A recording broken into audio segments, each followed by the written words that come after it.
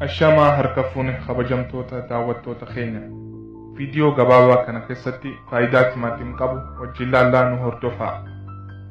Dubartoota keenya bareedina fuula keessanii ida'uu ni barbaadanii viidiyoo kana sheer waliif godhuun nu gargaara.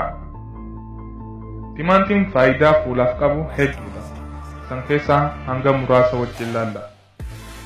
Timaatiin islaayisa cirree, sukkaraa fi damma itti makuudhaan fuula keenyatti riina. Xurii fuula keenya irratti jiruu fi seelii du'ee qulqulleessa. Akkasumatti ifaa fuula keenyaa ni ida'a. Ifni aduu akka fuula keenya hin miine taasisa. Finniisa fuula keenya irratti bahus akkasumatti ni dhabamsiisa.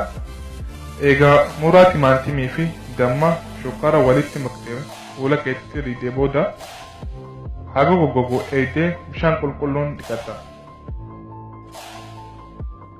Lammaffaa akka maaskiitti itti fayyadamna. Maaskii qopheeffachuudhaaf wanni barbaachisu jelatiin paawudar fallaana tokko akkasumatti fallaana tokko aannanii fi timaatimii.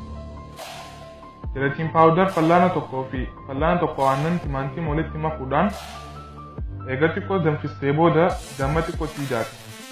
Eegasii maaskii qopheeffatte qaama kee yookiin fuulatti riida. Deeqa 20f fuula keetirra erga tursistee booda bishaan qabbanaa'aadhaan dhiqatta.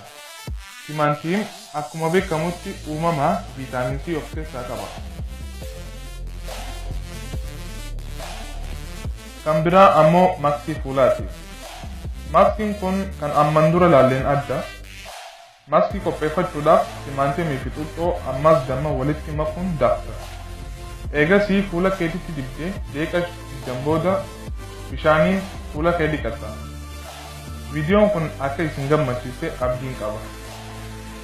Viidiyoo biraatiin hanga wal agarru peejii keenya afran qalloo Facebook irratti like godhaa.